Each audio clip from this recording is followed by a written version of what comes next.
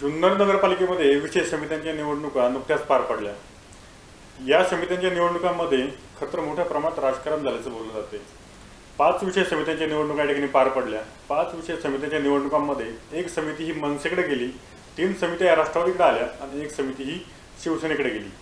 ह्या विशेष समित्यांच्या निवडणुकांमध्ये अगदी न भूतो न भविष्यती अशी राष्ट्रवादी आणि मनसे युती ही सर्वांना पाहायला मिळाली। या निवडणुकांनंतर खरं तर राष्ट्रवादीचे जे स्थानिक पदाधिकारी आहेत त्यांच्यामध्ये कुठेतरी शाब्दिक चकमकी या ठिकाणी उडताना पाहायला मिळत आहेत। राष्ट्रवादीचे जे गटनेते आहेत दिनेश दुबे आणि राष्ट्रवादीच्याच नगरसेविका ज्या आहेत समीना अखिल शेख, खरं तर या दोघांमध्ये हे सगळं शाब्दिक युद्ध रंगताना दिसतंय। माझ्यासोबत आता राष्ट्रवादीच्या ज्या नगरसेविका आहेत समीना शेख ह्या आहेत। काय एकूणच प्रकरण आहे आपण त्यांच्याकडनं जाणून घेणार आहोत। आपका स्वागत है आईवन न्यूज़ में। कि जो गटनेता है दिनेश दुबे, उनका ऐसा बोलना है कि आपको पक्ष ने व्हिप दिया था, फिर भी आपने जो राष्ट्रवादी के खिलाफ मतदान किया और उसके वजह से जो एक समिति है वो शिवसेना के पक्ष में चली गई। आपका क्या कहना है?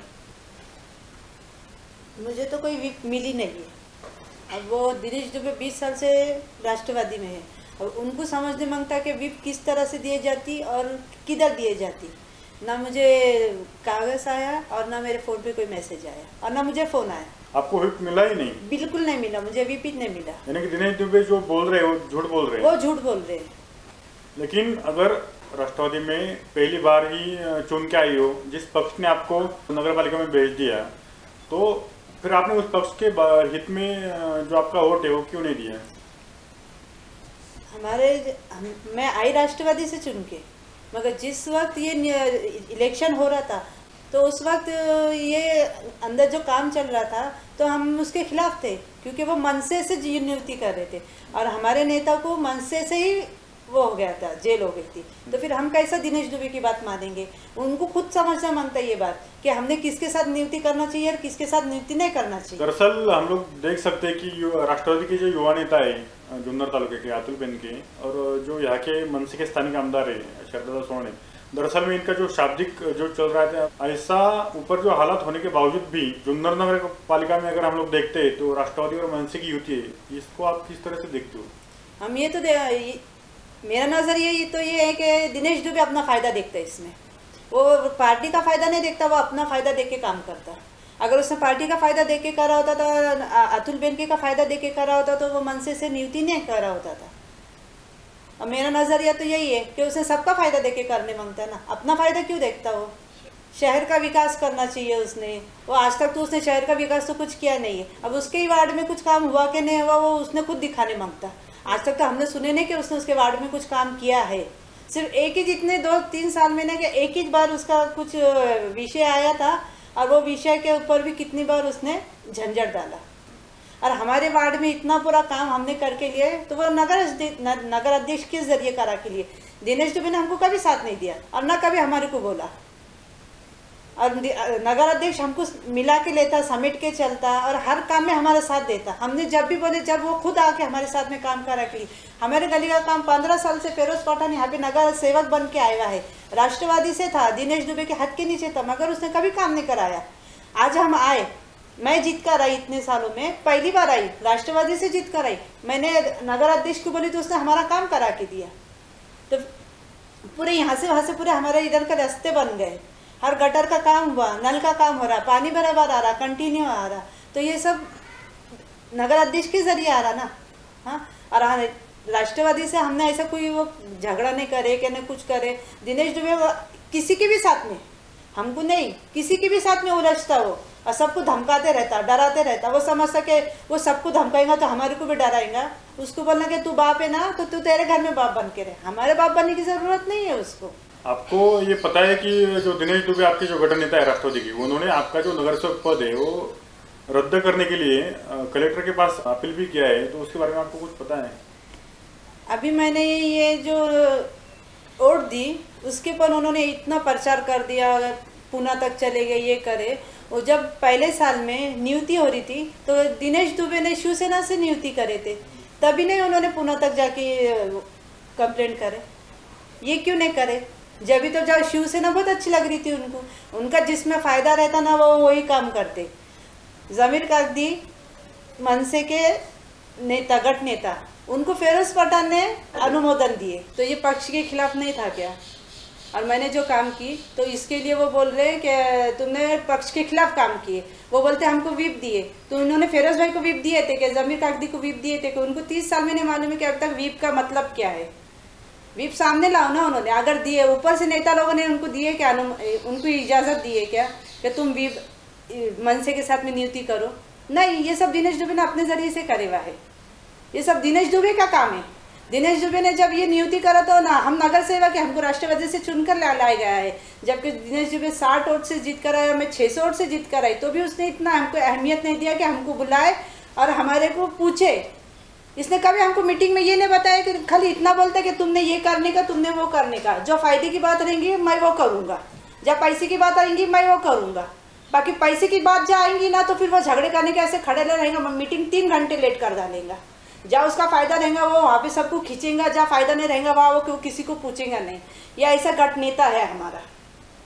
और फिर वो लोगों को खड़े हो जाएगा कि तुम्हारे नगर सेवक के पद से हटा डालूंगा, ये कर डालूंगा, वो कर डालूंगा। जब तू 60 वोट से जीत कर आ रहा है, 600 वाले वोट को तू कैसे क्या हटाएगा?